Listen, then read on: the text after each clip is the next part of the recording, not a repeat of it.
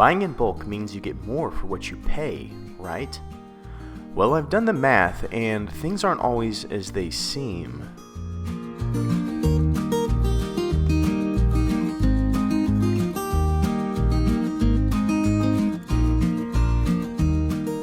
Welcome back to the Culture of Currency, the channel dedicated to showing you how awesome a hobby of silver coin collecting can be. This video will highlight somewhat of an anomaly that I found after doing some quick math that will help advise you on your path of collecting or stacking silver, no matter the reason for your collection. I will need your help understanding the anomalies of this data, so whenever you start to get an idea, please comment below why you think these findings are as they are. I have written an article with these findings on my website, hobbysilver.com. If you are more of a visual person, then you might want to check that out. Here's a question that I wanted the answer to. Is it more cost effective to buy silver in bulk rather than single coins in a transaction? Here's how I gathered my metrics so that you can understand transparently how I arrived at my findings. These numbers we go over will have to do with major online retailers of silver coins. I found that the margin of cost between these different websites were only about a couple of dollars or less per coin. So when we talk about premiums, these are fairly consistent findings across all of the platforms. These numbers are in US dollars and are from an online retailer who started in the early 2000s and now has a valuation of an estimated $2 to $5 billion. We don't exactly know because it's a private company. They are also estimated to have an employee count of around 500, meaning that if we add an average salary of $65,000 per employee, it would cost $30 million to cover payroll. We know premiums are necessary for businesses to stay open, but when a company is private, will we ever know how much profit is too much? Just some things to think about. I only looked at coins that you could buy in bulk quantities of 500, which would mean we could really look at the difference between single coin purchases of 500 versus a single, let's say, monster box of 500. Some coins were even offered in tubes of 20 to 25 coins.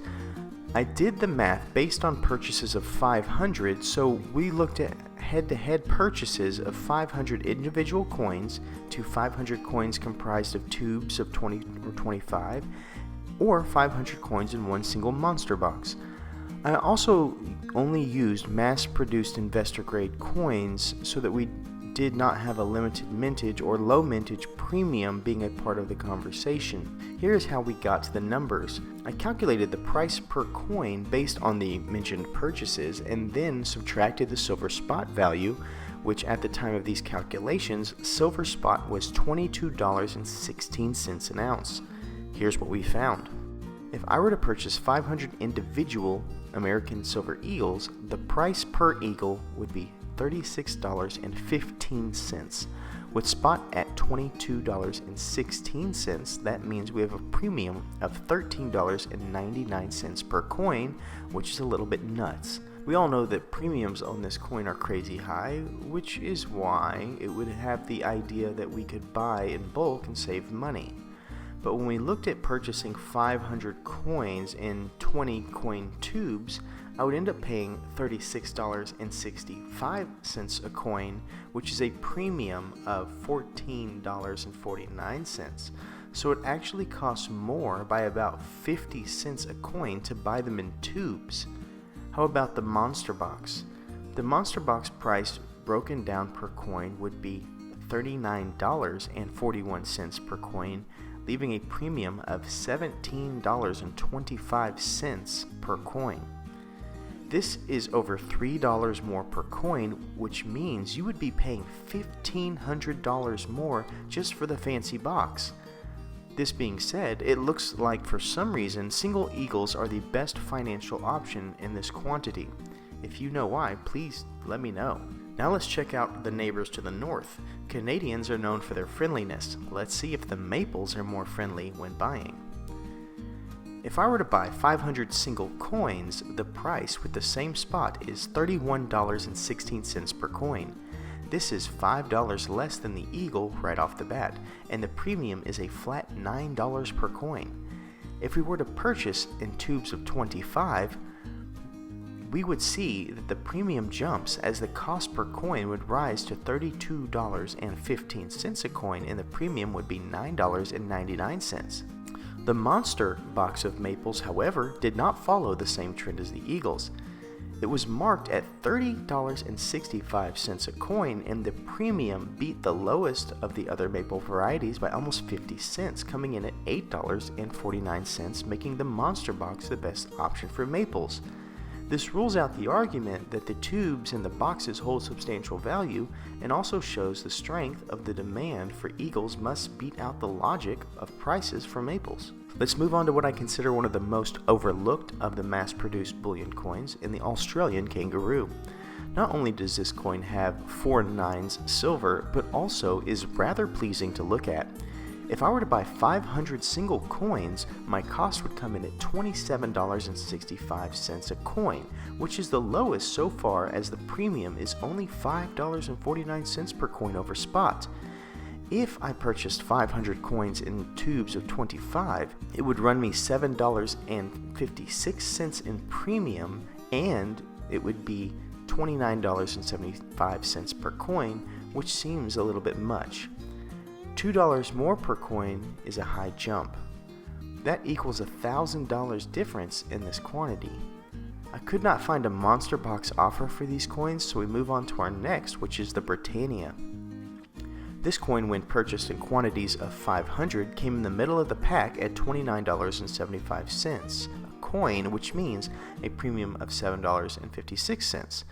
which coincidentally is the same price as paying $1,000 more for the tubes of kangaroos. I did not see a monster box option, but did see an option for tubes of 25, which would run $32.15 a coin and cost a premium of $9.96 a coin. The next coin we are going to talk about tells me so much about the market of demand over substance. This is the Libertad. This is a coin made of fine silver, just like any other of the coins we talk about. However, if I were to purchase 500 of the 2021 Libertads as single coins, I would pay $67.16 per coin. This is a premium of $44.97. I am a collector, not a stacker, and even I have issues with this valuation. I can purchase 2 coins for the price of 1 Libertad, and that seems like highway robbery. If I were to purchase 500 Libertads in tubes of 25, I would pay $64.16 per coin, which is a little bit of a silver lining. The premium does drop about $3, but you still could buy 2 ounces of silver for the same price. Moving on, we have the ever popular Krugerrand. This is a coin that comes in at $29.95 per coin, and our standard spot price when we purchase 500 single coins is in line with the Britannia. This is a premium of $7.56 a coin.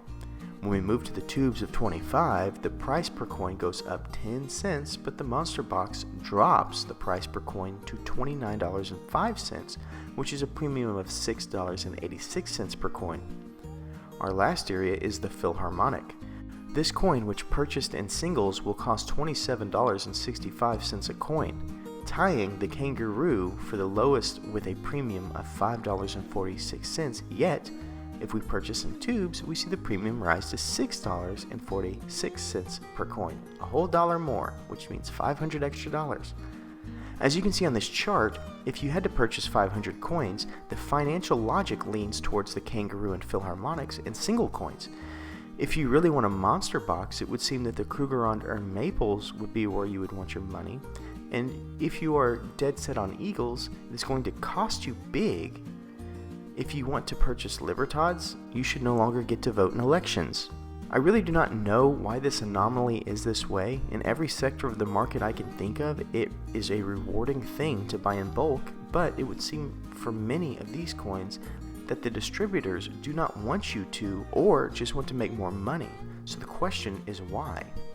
Why do consumers want to spend more money on 500 coins at a time? Fear is the only answer that makes sense to me. Fear is the #1 indicator of action in adult humans, which is unfortunate, but a reality. We are marketed consistently that these are desperate times, which they kind of are. We associate money with value as a culture, and so one of the smartest marketing tools is to use fear as a means to sell. It is unfortunate because these numbers lead me to believe that companies are using the rush of fear to make stronger profits. In public companies, this is easy to see due to prospectus reports, but in private companies, the information on profit margin is so much harder to obtain. I'm not trying to blast any particular company, but urge transparency for the consumer. The more transparent you are as a company, the more the consumer can gain trust with you and will support you, unless you are doing things they don't agree with. That's Capitalism 101. I hope this information helps you make the best decision for you and your family. This has been a fun one to research. Thank you for always watching, and please remember to stay classy and current with the culture of currency.